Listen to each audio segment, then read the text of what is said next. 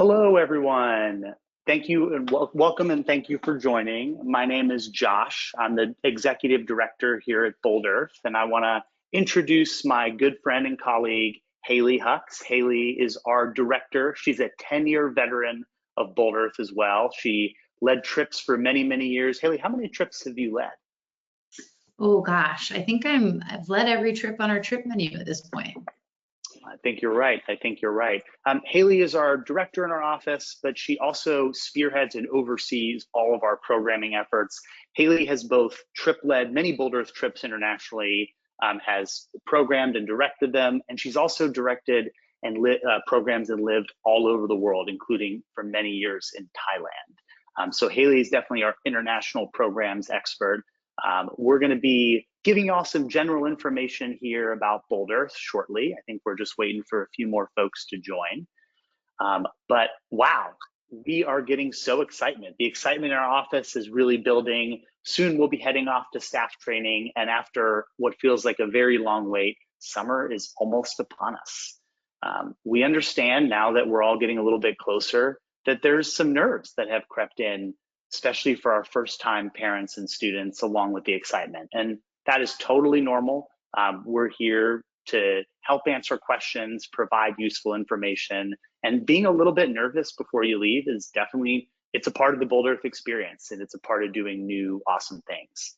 I'm always very conscious of the fact that all of our new students, especially, everyone's taking a risk, stepping out of your comfort zone, doing something new, going to a place you've never been, going with people you've never met. It comes with the territory. I always, will always pass this on. The scariest moments are right before you join. And once you're with the group, the adventure begins and you're in it and you make friends so quickly.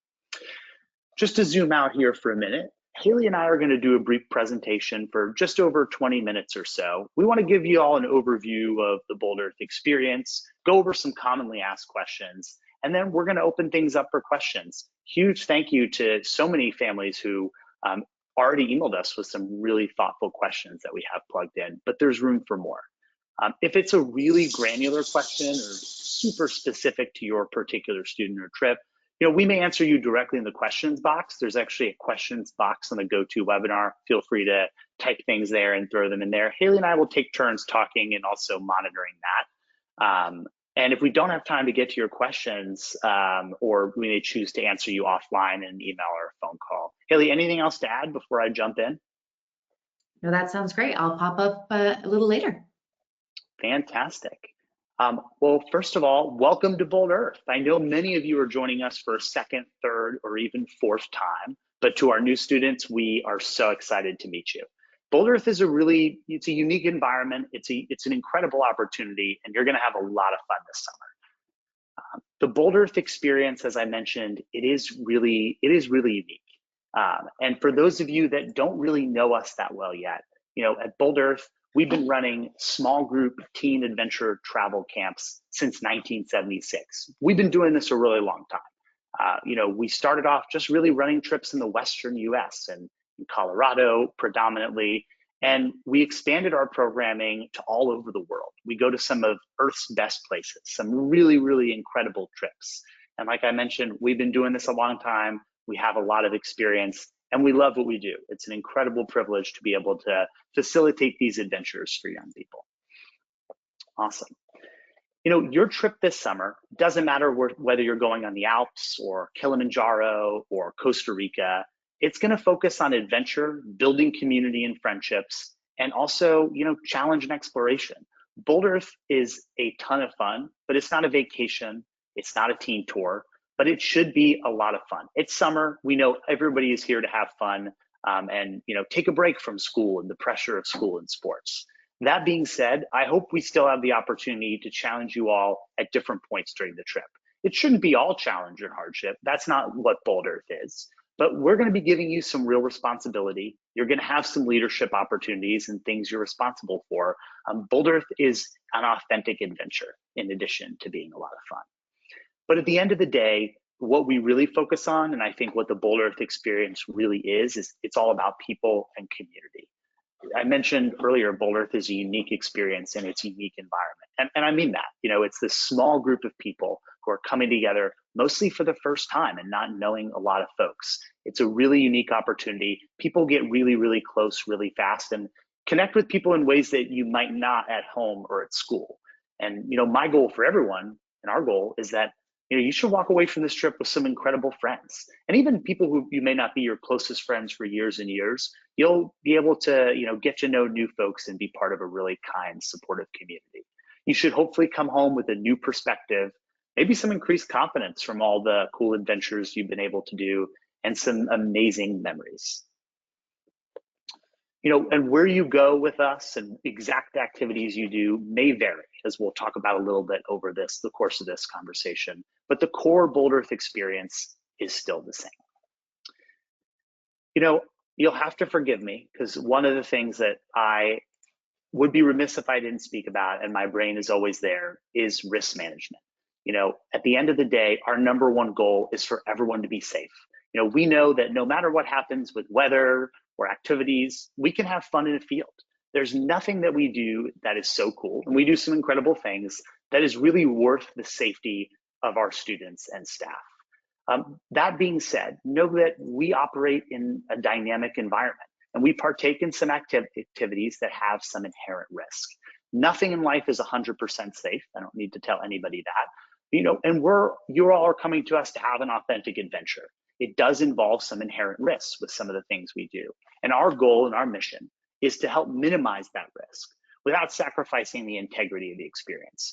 We can't do fun things. We can't leave the safety of our homes and still have risk at zero, but we only want to take reasonable risks. And at the end of the day, we're out there to have fun, right? Boulder Earth effectively is camp. And if we don't feel right about something, know that we'll always pull the plug, and we can always just have fun and enjoy each other's company.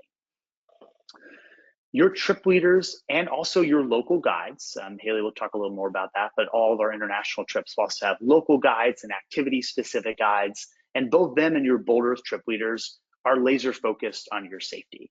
But we need everybody's help and your buy-in to help keep you safe. Safety isn't something, risk management isn't something just that your leaders can do to you or just for you. We need the help and the buy-in, and we need the trust of every single student on our trips. And when we talk about risk management, we talk about safety. I think most people's minds naturally and understandably go to, more higher risk seeming activities like whitewater rafting and rock climbing, which is totally fair. Those activities do come with some certain inherent and objective risks.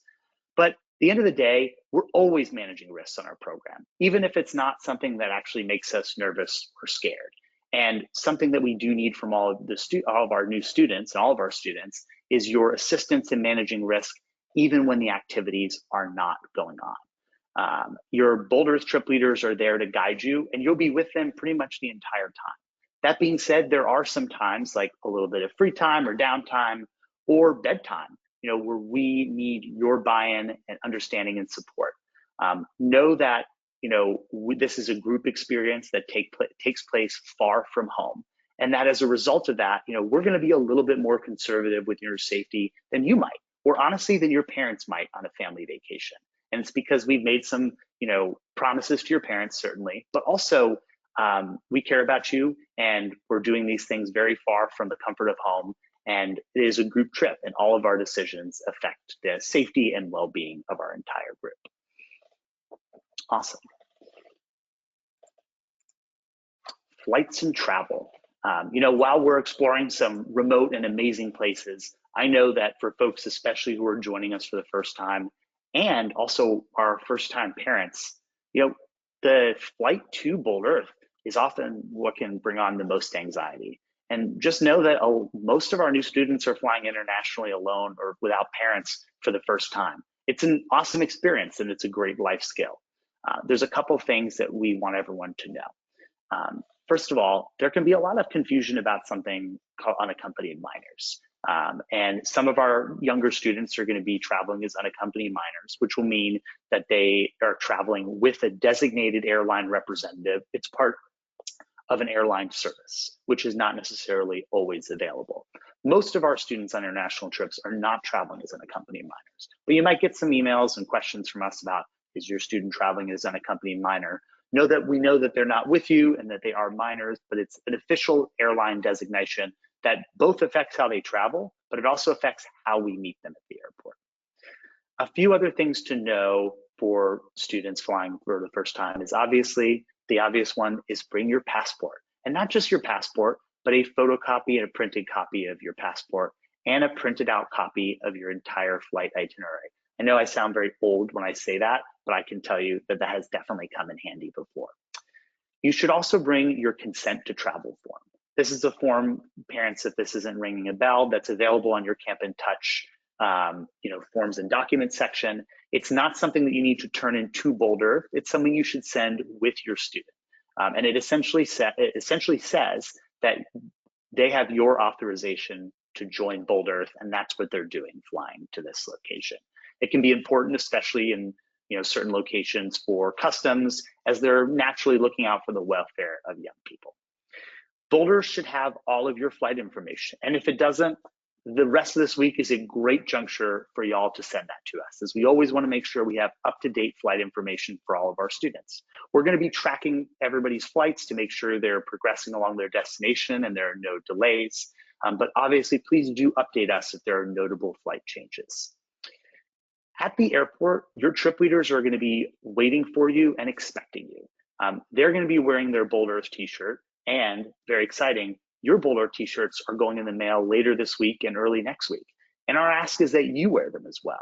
I know a lot of people are meeting up with new friends along the way, other Boulder students. It makes you really recognizable. It's really, really useful. And the shirts are cool. We all are going to look great. We're going to be waiting for you just as you clear customs and security. Please look for your Boulder trip leaders. They'll have already told you around where they'll be. They'll be looking for you. You'll be looking for them, and meeting up with them is really easy. Parents, know that once your student has met up with their Boulder group and has their bags, in the next hour or so, they're going to give you a call, or at a minimum a text message if it's not way, way, way late at night. And the Boulder trip leader may try to jump on the phone as well, just to say hello. There are some, while this is less true than it was last year, there are some locations that has some unique entry requirements, specifically Tanzania for our Kilimanjaro trip and our Epic Africa, predominantly South Africa trip. The entry requirements are unique to those destinations, and I know we've emailed out a lot of information to our South Africa families. That more will be coming to you soon. We do ask, and this will be available on a document in your Camp in Touch site, that you also give your student the address of the first place they're going to be staying at, or the address that Boulder has provided. That will allow them, if they have to fill out a customs form, to put down that information successfully. Yeah, I know travel can seem really scary, and like I mentioned, we've been doing this a very long time. There's always a lot of angst about making connections, which makes sense, and it can definitely be something that's a little bit intimidating or scary. And I think one thing that I have observed over 15 years of working with young people in this setting is how unfailingly well, for the most part, people navigate it. And it can definitely be scary, and I know parents, it's scary to send them off and have them make what can feel like high consequence transfers. Know that we're there for them and we're there for you. They should have the Boulder office number. We have someone on call 24/7. And if there's any issues ever with a connection, or something isn't making sense to you as a first-time student, you can't reach your parents, know that we're there to be a resource for you as well. We have total trust and faith that you will navigate the airport successfully. And if you're ever nervous or concerned, always flag down any kind of uniformed security personnel or airline personnel.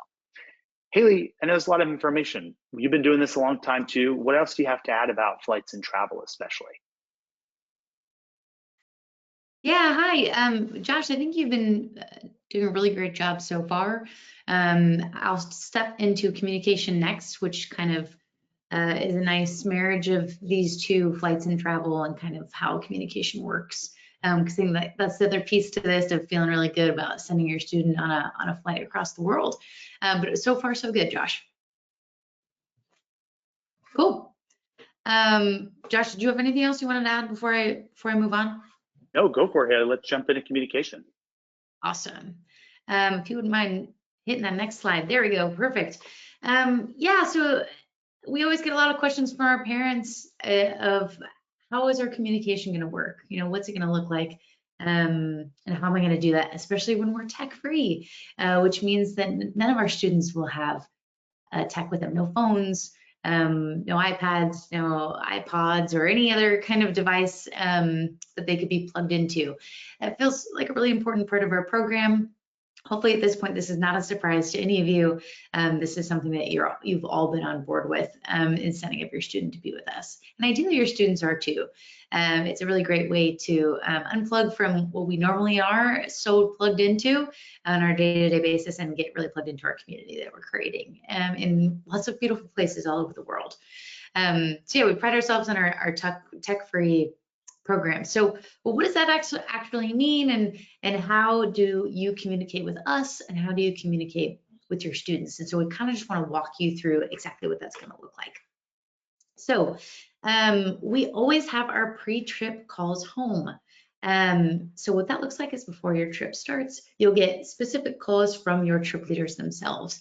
They'll introduce themselves, they'll make sure that you have their cell phone number so you can get a hold of them leading up to the trip. And of course on day of travel. And they'll go through any last minute packing questions with you or just any other last minute questions for the trip. So you already have a touch point before the trip even begins. Then next touch point, of course, is our travel day. And so you've sent your students on their flights, they've arrived, they've been greeted and welcomed in by our trip leaders, and you will get a call from your student with a trip leader, and it'll kind of be the last call to say, hey, we've got your student, we've got their bags, they're good to go on our trip. This is our kind of final sign off before we take their technology from them. So you'll get that call at the airport.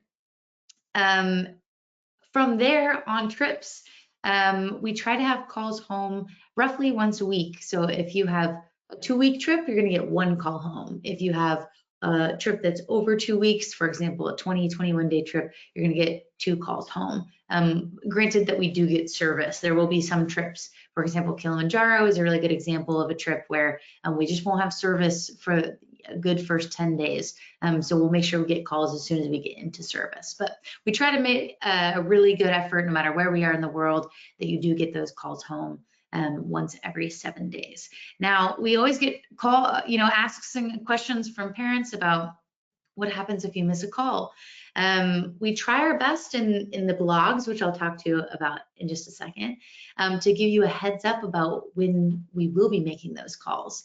And if you do miss calls home from your students, we really want to make sure that you get a chance to talk to them. So our trip leaders will try to coordinate with you if you did miss that call to make sure that you can talk to them later that day, or if not, the following day. Yeah, we want to make sure that everyone gets a chance to talk to home. It's a big part of the trip, being able to check in and share everything that's been going on with their experience. We also do our final last call that we do will of course be at our airport on our last day home. They'll give their phones back, and we make sure that we'll have a last call before we send them through the gates and through security. Throughout the trip, you will also have blogs from us. It's a really fun letter to home from our students. We have leaders of the day, and every day one of those students who is elected leader of the day will get a chance to write the blog. So you get a little snapshot into their experience from the students themselves, taken, and then a bunch of photos that are taken by trip leaders and by students. We try to do our best to have 5 to 10 that get sent home every 2 to 3 days. You will have, I see on our slide here, we've got blog access on that boldearthblogs.com. You'll get that sent out to you in an email, that address and a password, and then you can access it anytime you'd like. So again, we try to update that every few days. So you have photos and awesome happy memories sent home, so you can have them throughout their trip and also beyond it. It's a nice little photo journal to keep and have for you. We also get a lot of questions from parents. What if I want to share this with aunts and uncles and grandparents? Absolutely, you can. If you want to share this with family, as long as they have the website and the password, they can access it as well. Speaking to emergency communication, you are absolutely available or can access us anytime you'd like. We have an after hours emergency line that we have availability to have access to us 24/7. That's after our after hours emergency line. And we also have our Boulder office that we're open every day in the summer, 9 to 5. And then also our emergency line. So anytime you want to call and check in, see how the group is doing, you can always contact your trip leader or the Boulder office, and then you can always reach out for emergencies on our after hours emergency line. Our one ask to keep in mind here is if you don't hear anything from us, no news is good news. We're always quick to call to bring parents in on things that we have anything that's going on the trip that we want to keep our parents in on. We are always quick to call home and bring you in on that dialogue. So if you don't hear from us, no news is good news. And just a heads up in terms of communication, we are leaving for our staff training. We'll be in the woods of Colorado about mid-June. So we will have Jacqueline and Caroline in the office for us. But just so you know that if communication around mid-June is a little bit slower than normal, it's because we're out training up all our trip leaders to get to you. Josh, anything else you want to add about communication before I move on? The one thing I would just add is just that, and I think you kind of touched on this too, Haley, a little bit, is that for most, questions, the Boulder Earth office during the summer is really going to be your best bet. We really strive to keep our trip leaders focused on your kids and engage, not just running the trip, but also getting to know them, engaging with them. So most parent communication, will come through the office. And if there are issues, anything related to your kid, you'll likely hear directly from those trip leaders. But I can tell you from experience, they're in and out of service, they're really busy, and we don't want your important questions to go unreturned or unacknowledged. So we ask that we're kind of the first contact and that we can help connect you with them as needed, but we want them to really get to know your kids as well. Sweet, awesome. All right, let's bop on next to packing. All right, packing tips and tricks. Okay, so I know this is a lot to take in, especially looking at some of that list. I know there's a lot of questions. Is all this really necessary? How much do I need to spend? It can be a little bit overwhelming. So I'm here to kind of quell some of those worries. First of all, I promise it's not as hard as it seems. Please call us at any time if you have any questions about that. I'm more than happy to talk through gear with you. So as long as you follow the packing list for your trip, which is found on your Camp in Touch under Forms and Documents, everything on that packing list is really, really thorough. So as long as you have everything on your packing list, you'll be set and ready for your trip. I think it's really easy to overspend to get the highest end gear or, to make sure that you have the top-notch gear. I say that I have about 5 things that I think are really worth the money. 1, really great hiking shoes and boots. That's just not something to skimp on. Boots are not necessarily required, just really great hiking shoes that are really good waterproof hiking shoes. One thing I will say is break them in before the summer. I think our most common injury on our Boulder trips are blisters. And it's because they just haven't worn their shoes before they got to us. So even if it's just around the house, if you're walking around the block or you're going on practice hikes, please just break them in so they feel nice and cozy for when you show up. Number 2, a nice waterproof rain jacket. There's nothing that can be a little bit worse than being damp and soggy when you don't need to be. So make sure you have a nice waterproof jacket. Number 3 is good non-cotton warm layers. 1 extra is okay. But yeah, have a good layering system so that we're all staying nice and warm. 4 is your sleeping bag. You don't need to overspend on this one. Synthetic is just fine. I know there's a lot of dialogue around down versus synthetic. Down is much more expensive. Get what you feel comfortable with getting, but synthetic is fine. And then number 5 is your sleeping pad. There's also a lot of dialogue between foam versus air mattress or air pad. Both work. Don't break the bank on this one. There's a lot of different types of brands that from anywhere from a $50 sleeping pad to a $400 sleeping pad. Ounces don't matter on our trip, so buy something that's reasonable and feels comfortable for your student. Sweet. I know that it can also feel a little bit daunting trying to fit everything from that packing list inside a duffel bag. I promise it can fit. First pro tip is that Crazy Creek, which is kind of that big square chair. Make sure it's folded up and always start your duffel bag packing with that at the bottom. It gets really hard to kind of shove that in afterwards and later. Also, strong suggestion, there's a couple of different types of Crazy Creeks. Some of them have backing and some of them you can actually roll or fold much easier. My suggestion would be to get the one that you can roll or fold that doesn't necessarily have that backing in it.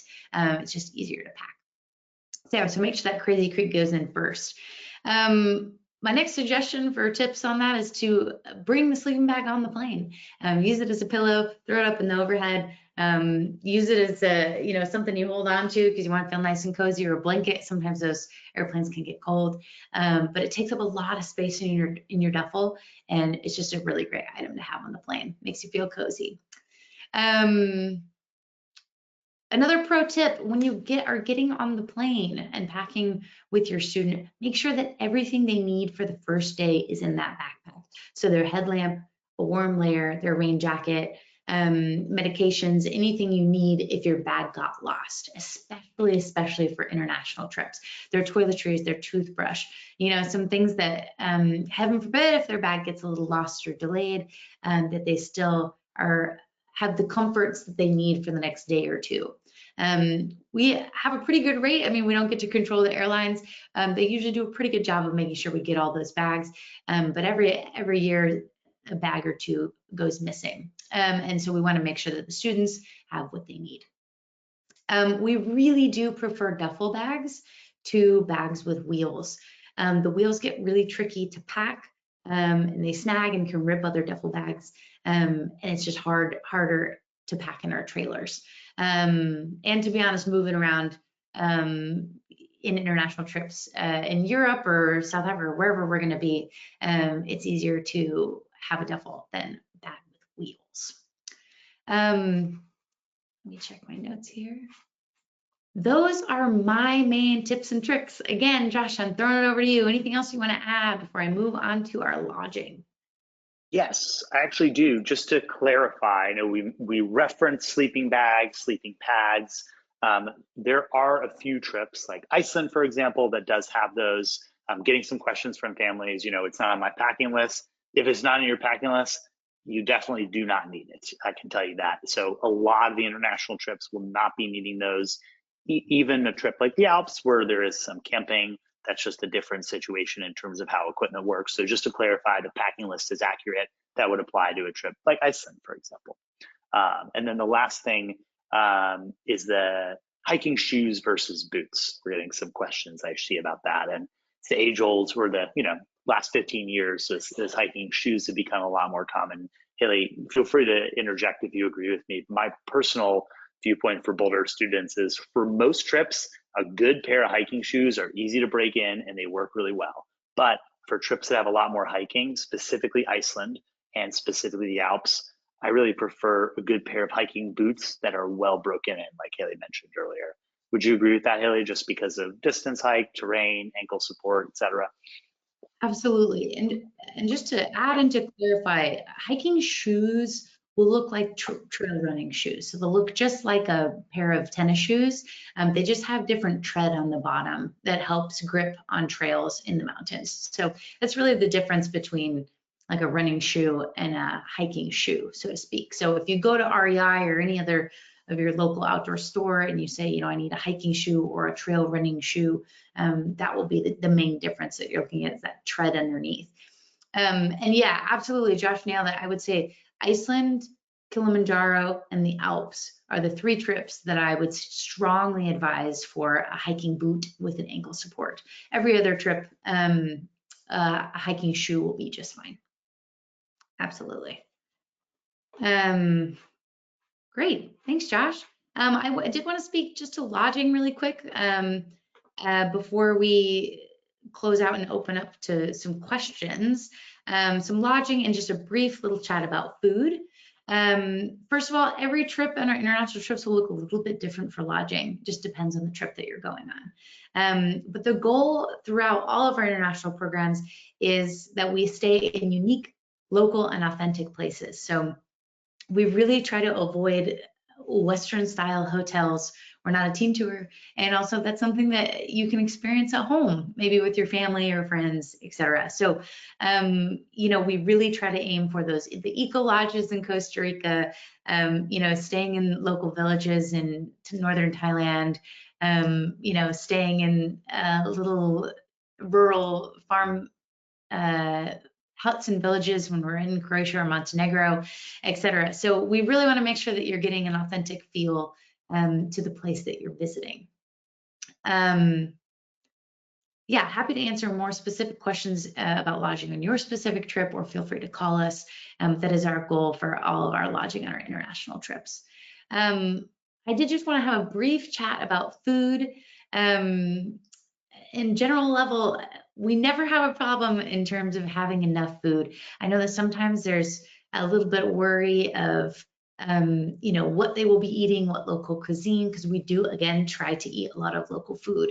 I'd say on every 2 to 3 days on our trip, we try to integrate Western meals into our menus. That just helps our students with their stomachs, whether they have iron stomachs or not. We want to make sure that they're getting food that they'll like and feel comfortable eating. So that's something that we've taken into consideration, and definitely try to make sure that that happens. We have no problem meeting dietary restrictions. You're gluten-free, you're vegetarian, whatever it is, even on the side of Kilimanjaro.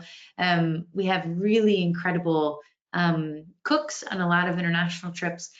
We have cooks that help the students cook and do a lot of the cooking for us. And we eat like kings and queens on our trips. So whether we're in the kitchen cooking or making our own meals in the backcountry of Iceland, no matter what it is, we have very full meals with several different options of proteins, lots of fruits and vegetables. Like I said, even on, I think on high camp of Kilimanjaro, I was eating, watermelon and a full buffet breakfast in a covered tent. So, we spare no expense when it comes to food, and happy to speak more to that if people have more questions about exactly what meals would look like. But yeah, we try to do various different amounts of having really local cuisine cooked by local men and women. We will have some days where we eat out in local restaurants, and it's a mix of that, so they can get a full sense of culture of what people are eating in the country that they're visiting. Josh, that's all I have for lodging and food. Before we open it up for questions, did any other thoughts you want to add to that? Yeah. Do you want to talk about trip leaders, or do you want me to do that? Go ahead. Awesome. My favorite topic, Boulder trip leaders, I think, are the reason why we've been so successful for over 45 years. They're not just incredible outdoors people, they're incredible role models, gifted outdoor educators who not only are passionate and experienced about working in the outdoors, but also about working with youth. That's really what being a Boulder trip leader is. It isn't really being a guide as much. It's more about, being a great role model and being a really great person who's great to connect with. Our hiring process is very robust. Haley and I participated in it in a significant way. We have hundreds of applicants for typically 20 to a maximum of 25 new hire positions. We try to keep our community relatively small. It allows us to hold a really high bar, and also Boulder Earth isn't a humongous team tour. We like being a smaller organization where Haley and I personally get to know and camp with all of your trip leaders. So we feel really great about everybody that we send out there this summer. We've been getting some questions on the webinar already about who are my trip leaders going to be? When am I going to find out? There's an easy answer, which is next week. We have already assigned staff teams. Their plane tickets are bought. Plans are in motion. We are fully hired and more. And we will be announcing tentative staff teams or trip assignments for our trip leaders next week. I say tentative, and here's the reason why. At Bold Earth, it's obviously the most important thing is to hire incredible leaders. But after that, the most important thing is to put the best people working together. And that is a huge piece of this process. It's more art than science. We know so many of our trip leaders really well, but for us, that's just a huge piece of how we do our trip leaders, how we work with our trip leaders. We'll make our staff assignments. We're going to introduce them to you. But at staff training, we watch everyone work together. And we want to make sure they're going to be not just great friends, but also be a complementary pairing. And every year we make a couple of staff switches at staff training. Sometimes it means eating, expensive plane tickets, which we're prepared to do because trip leaders are a huge piece of what makes your trip so successful. So you'll see their bios go up on the website. You'll get an email learning a little bit about them. They're incredible people. You should be really, really excited. Your trip leaders can be best thought of as the guides of your Bold Earth experience. They're the leaders of the community. They're going to be with you day in and day out. But a good thing to know is, Bold Earth trip leaders are well-traveled. They're gifted outdoors people, but they're not necessarily local to every place that we're going. And because of that, like I mentioned earlier, we're going to be also having local guides that travel with us a lot of times, help us navigate, but also, help our students get to know the local culture. And when we're doing certain activities, specific things, even if our trip leaders spend part of the year being a whitewater rafting guide, we're not going to ask them to guide that river. We have local, incredible whitewater rafting guides, rock climbing guides who, are resourced in that area and can add additional staff and also safety.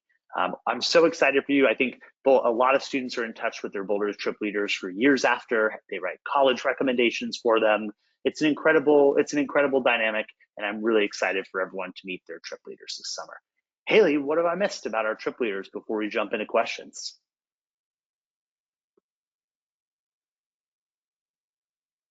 I think you said it really well. They're so excited. I've been speaking to a lot of them recently. They're over the moon. They can't wait to meet your kids.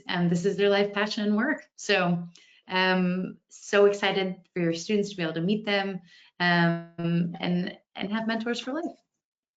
Awesome. Haley, are you okay if I tackle the first couple questions that have come in? Yeah, go ahead. All right, fantastic. All right, I'm going to start from the top. So one of the questions that we often get, is how do I prepare physically for my trip, and is it really important to do so? And it's actually not a one size fits all question. It can be a little bit nuanced because there is a real difference between our Kilimanjaro trip and our Alps trip and our Iceland trip and our Costa Rica trip. All Bold Earth trips have challenge, but different levels of challenge. I'll give you my general answer is it's really important for all students to come in good physical condition. Bold Earth isn't a program for elite athletes. You're not coming here to, set the record for ascent on a mountain. Everyone's coming to us to have fun and yes, to challenge themselves as well.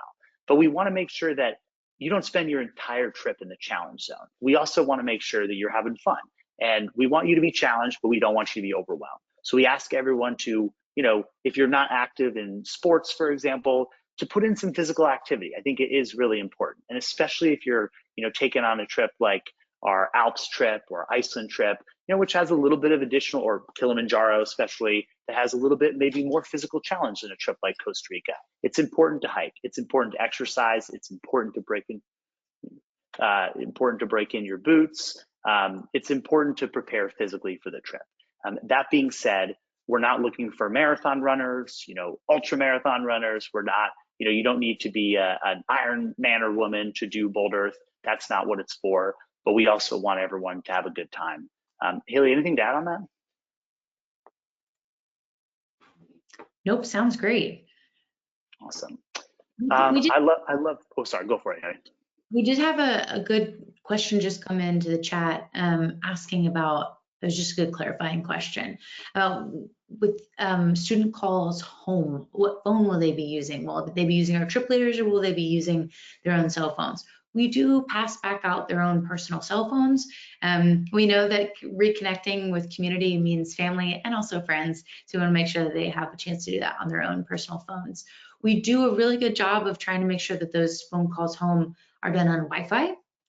So, it'd be best to make a plan with your students on that's WhatsApp, if it's Zoom, if it's FaceTime audio, if it's, however, there's about a million different ways we can call and communicate these days over the internet, but we do make sure that we will have access to internet so they can call home. And if for whatever reason that's not working, our trip leaders will have an international SIM card that they can use to call home. So no matter what, we won't be worried about that. But thank you so much. That's a great question. Yeah, and I'm just gonna tack onto that. I would say, I know all of our trip leaders and us use WhatsApp. Highly recommend it. Really easy if both parents and students download it beforehand. Won't micromanage your communication plan with them, but advocate for WhatsApp as it's very easy to use and universally adopted as well. Awesome. I'll jump into the next one. I love this question is, do I get to see who's on my trip beforehand? And the easy answer is not really. And I mentioned this earlier, we've been doing this for a very long time. So we've certainly experimented with all sorts of things. And, I get this question a lot throughout the year from parents and students. I'm nervous about making friends. I really want to feel good about who's on my trip. Why doesn't Bold Earth pass out contact information? Why don't we organize a Zoom call? And the answer is not because we don't necessarily want to do that, but we're very intentional about this. We have this really cool opportunity where, for the most part, very few people are going to know each other on the trip. People are generally coming in on a similar playing field, and we like it that way. And our trip leaders have an opportunity to help, the whole group build this really cool dynamic. And when we have some people who connect on social media or get an impression of someone that may not be accurate before the trip, we really want those connections and impressions to be made on the trip itself. And I know that can doesn't necessarily allay people's nerves about who's going to be on your trip, but I can promise you, after decades of doing this, we have emphatically found that it's really important not to share that contact information beforehand. So thank you all for your understanding with that. Awesome. I'm going to take one more, Haley, and then if you want to jump in too, that would be great. Okay. Great. Awesome. We had a good question come in. How does supervision work at Bold Earth from a first-time parent? It's a great question. And I think we really get such incredible students who are mature, self-starters, and supervision isn't necessarily the word we always use, but it does make a lot of sense. Bold Earth is a group experience, and we are always doing things as a group, whether that's lodging, activities, even free time. We're together. So we're together, and the trip leaders are generally around as well. And we really like it that way. Again, it's very much a group experience. It's a team experience. So there isn't like independent travel time. And especially on international trips, there's not really, even though we're going to some incredible places, we don't really do, hey, go wander around this foreign city. And that is, both because we want to keep it a group experience and also absolutely for safety purposes. I mentioned this earlier about risk management and what we need from our students. There will be select times like bedtime, most importantly, and also certain periods of free time that have some guidelines attached to them about where folks can and can't go, and groups of people that you can, go to certain places with. But it's really, really important that we have everyone's buy-in.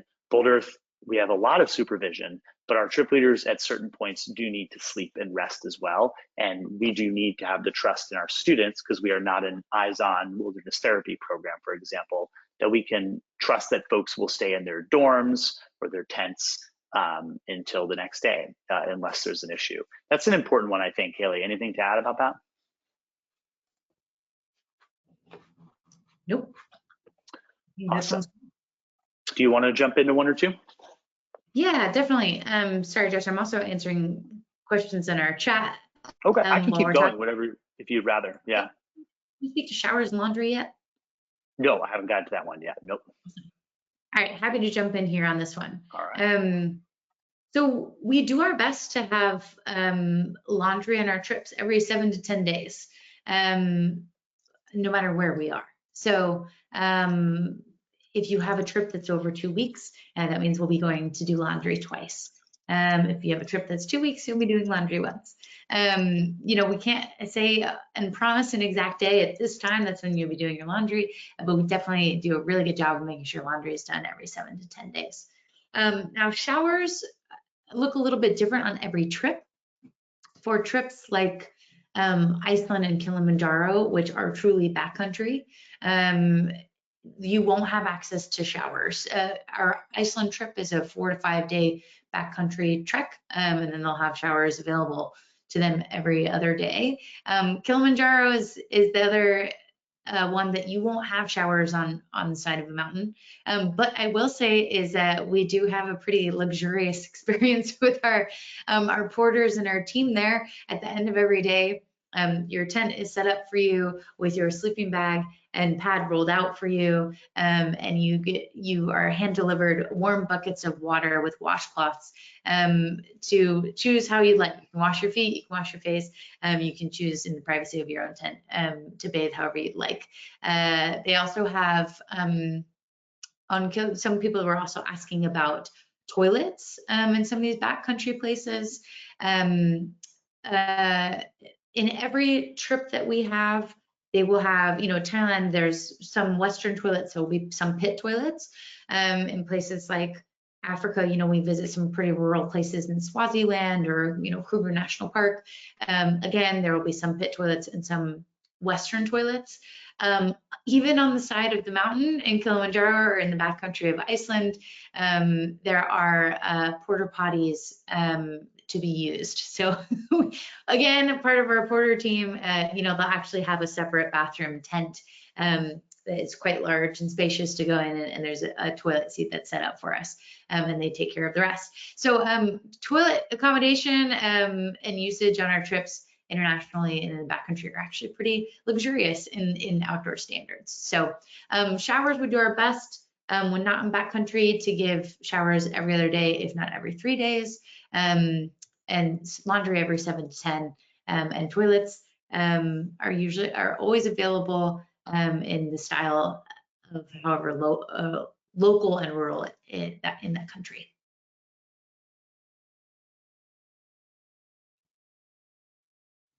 Josh, do you want me to take another one? Yeah, go for it. I'll take one. I'll take a couple after that. Sweet. Yeah. Also, the how will I take photos without my phone? We get that one a lot. So we strongly suggest bringing a camera.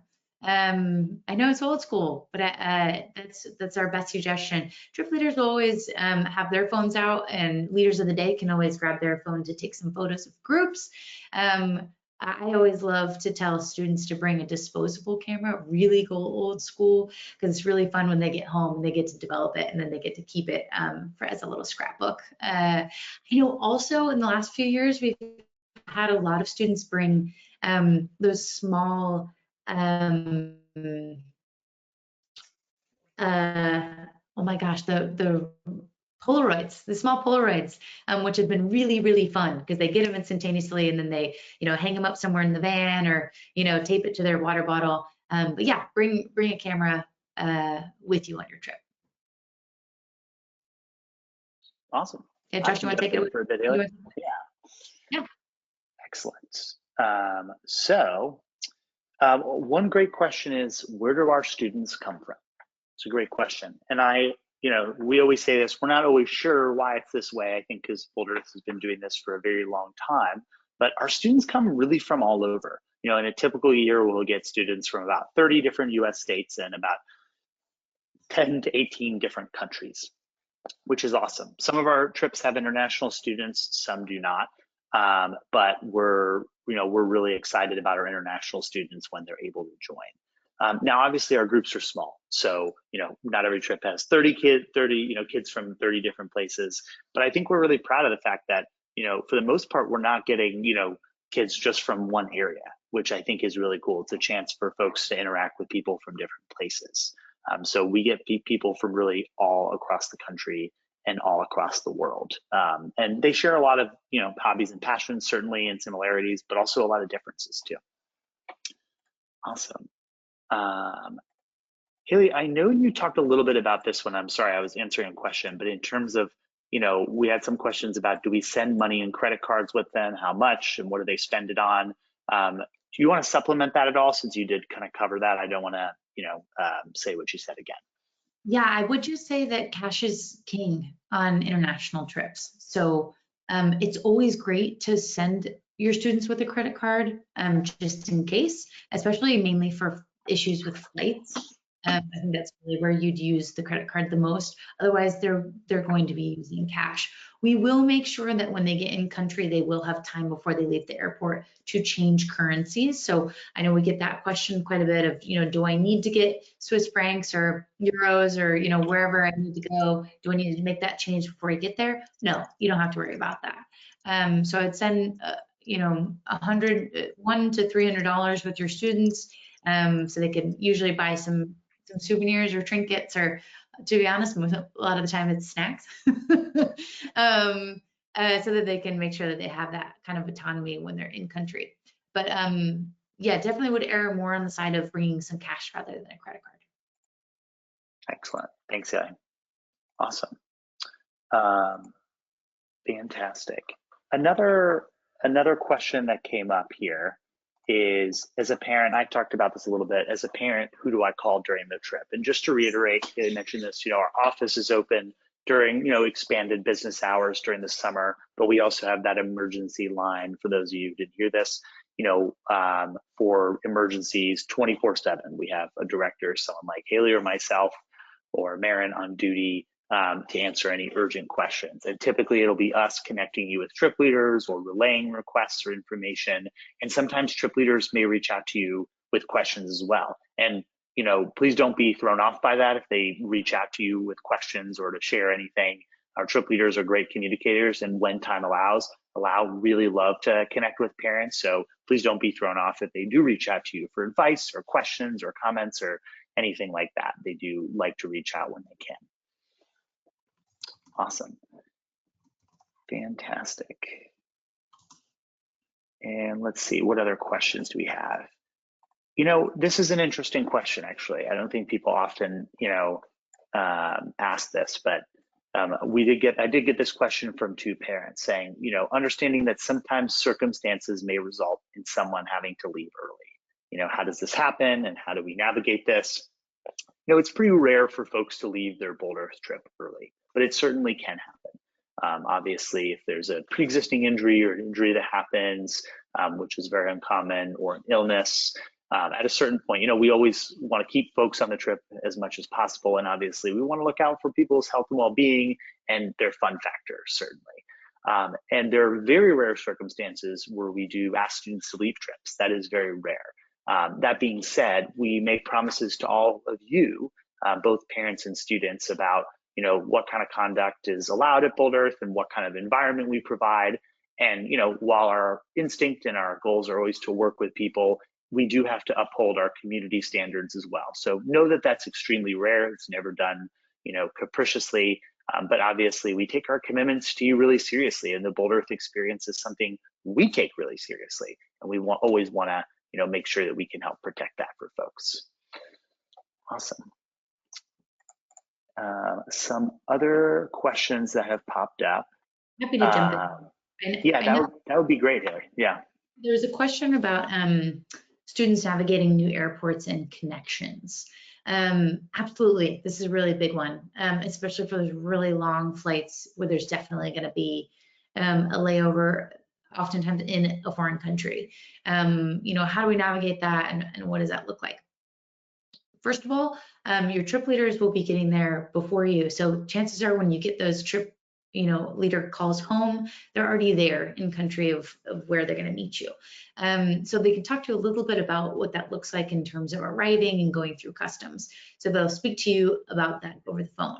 You will also get a pre-blog trip home about arrival. So before your trip even starts, you'll go ahead and get the first blog with photos and introductions, again, of your trip leaders, but also they'll send step-by-step photos of exactly when you get off your plane, what signs you need to look for to follow to get through customs. If there is a special customs form or document, we do make sure that we send that your way. South Africa trip is probably the most intense in just terms of paperwork that you need. Other than that, custom forms we've already sent home to you.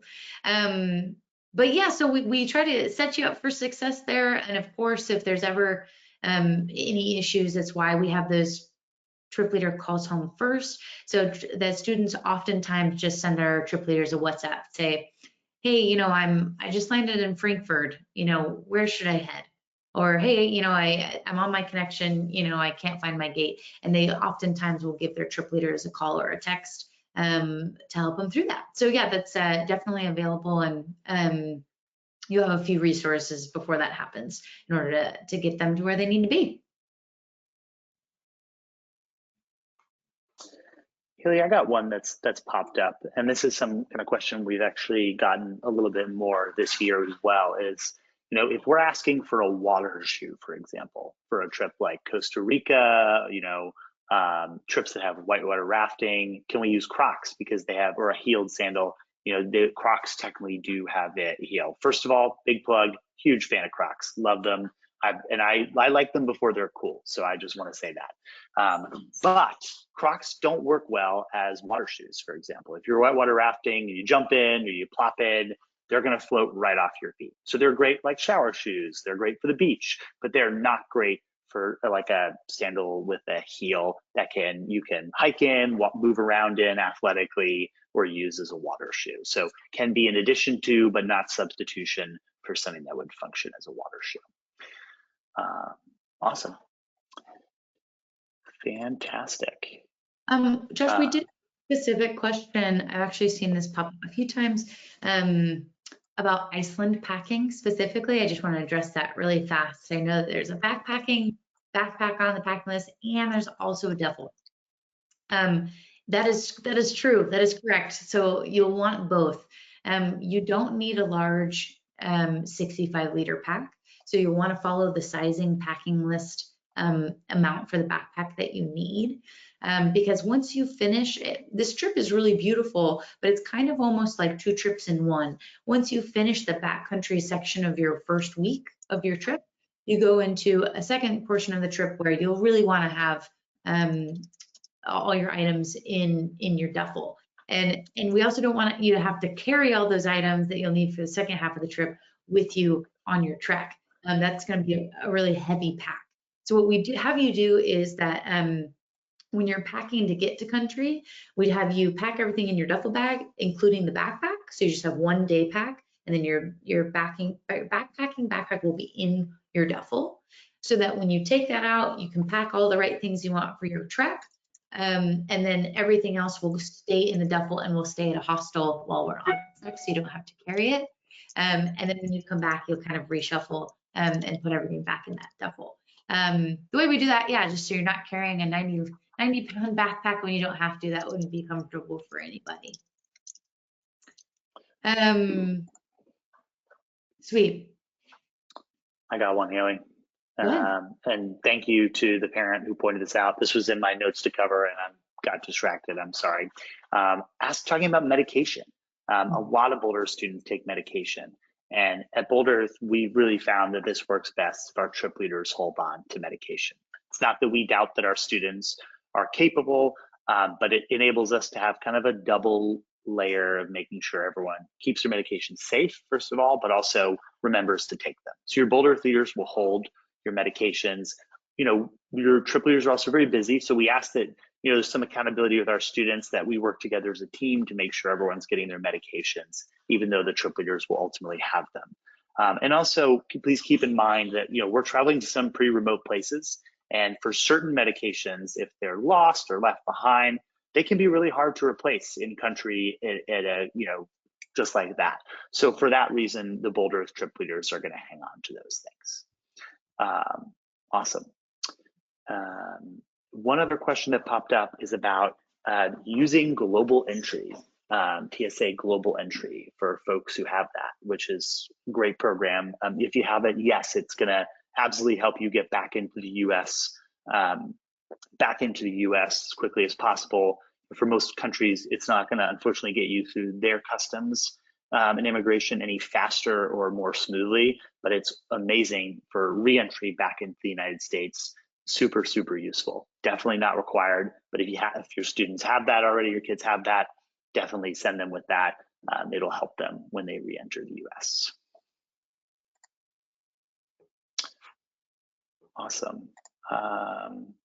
Another follow-up question is, do we need to send medication in the prescription bottles? We do ask that the medication is provided in the prescription bottles. Some families have provided it to us in really cool, easy to use formats, little bags, pill organization systems, but we do ask that you send the original prescription bottle with it. That is something that is just, not necessarily required of us, but is part of our best practices. So we do ask that the medications, they don't come in the prescription bottle specifically, that the prescription bottles themselves are sent along with it. Awesome. I only have one or two. Haley, what do you got? Yeah, just to add on to that, there's also just with medications, what if medications need to be refrigerated? Yep, not a problem. So we will always have coolers with us that we can keep in the coolers. Or if we're staying at, guest houses or eco lodges, et cetera, we will always have access to a fridge. So yeah, we haven't had a problem with keeping those medications refrigerated. Just to jump in on that too, because I know this is definitely something that's applicable for things like growth hormones, which some students take. We do ask that, to Haley's point, we're going to have a place to store those in the evenings during the day, and obviously for travel to Boulder, we ask for a small soft-sided cooler that you can put a cold pack in. That's going to help the medication stay reasonably well refrigerated in travel, especially to the trip, if that makes sense. But yes, to Haley's point, we'll also be able to refrigerate those in the evenings as well too. I just want to shout out, I know Jaden Butler is on my chat, who we know and love. We're very excited. Jaden's going on our Kilimanjaro trip. Shout out Jaden, but she just said, Miro is the best. Anyone who's on that trip will be in good hands. That's on our Iceland trip. We love Miro. He's worked with us for a good few happy years, and Miro is a personal dear friend of mine. So yeah, very excited for those to get to come on Iceland this year and in the future. It'll be awesome. Haley, what do you say we take one or two more questions, and then just in the interest of everyone's time, wrap it up, and then we're always happy to be a resource here long past this webinar. More questions will certainly pop up between now and summer. Yeah. Good small little question here is, who holds on to passports? Easy answer is Boulder Earth trip leaders do. Kind of similar situation. Obviously there is no zero risk way to transport passports, but we do collect passports, and the Boulder Earth trip leaders will generally hang on to those. And we, take those very seriously and take great care of them. Also, just to piggyback on that, we do tend to try to hold on to anything that feels important. So sometimes students will ask us to hold on to wallets or other forms of ID or anything that feels important. So, we have a safe, and we keep everything in one place when we're on our trip. So anything that you're also worried about your students losing or feel really strongly about them keeping it in close eye, just make sure you talk to your trip leader about that, and we'll make sure that we can collect that when they land with us as well. I did want to just mention, I know that we have a few more questions about packing for Iceland, Kilimanjaro, in the Alps especially.